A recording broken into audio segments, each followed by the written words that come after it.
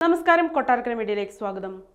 ആദ്യ ഷോ അവസാനിക്കുമ്പോൾ തന്നെ മികച്ച പ്രതികരണം നേടി മുന്നേറുകയാണ് പ്രാവിൻകൂട് ഷാപ്പ്. സൗബിൻ ഷാഹിറും ബേസിൽ ജോസഫും ചെമ്പൻ വിനോദ് ജോസും പ്രധാന കഥാപാത്രങ്ങളായി എത്തുന്ന ചിത്രം മികച്ച മേക്കിങ്ങിലൂടെയും കഥ പറച്ചിലൂടെയും പ്രേക്ഷകരെ പിടിച്ചിരുത്തുന്നു എന്നാണ് ആദ്യ പ്രതികരണങ്ങൾ. അൻവർ റഷീദ് എന്റർടൈൻമെന്റ്സിന്റെ ബാനറിൽ അൻവർ റഷീദ് നിർമ്മിച്ച് നവാഗതനായ ശ്രീരാജ് ശ്രീനിവാസൻ സംവിധാനം ചെയ്യുന്ന ചിത്രമാണ് പ്രാവിൻകൂട് ഷാപ്പ്.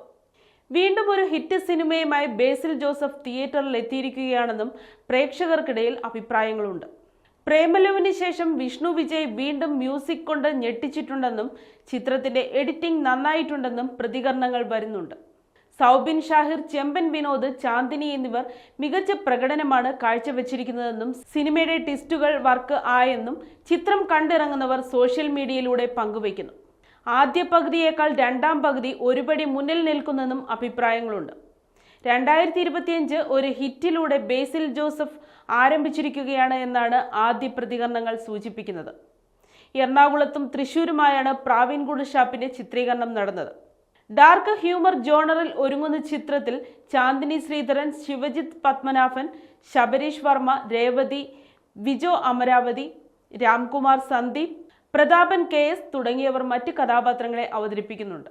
ലോകമാകെ തരംഗമായി മാറിയ മഞ്ഞുമൽ ബോയ്സിന്റെ വലിയ വിജയത്തിന് ശേഷം ഷൈജു ഖാലിദ് ഛായാഗ്രഹണം നിർവഹിക്കുന്ന ചിത്രം കൂടിയാണിത്.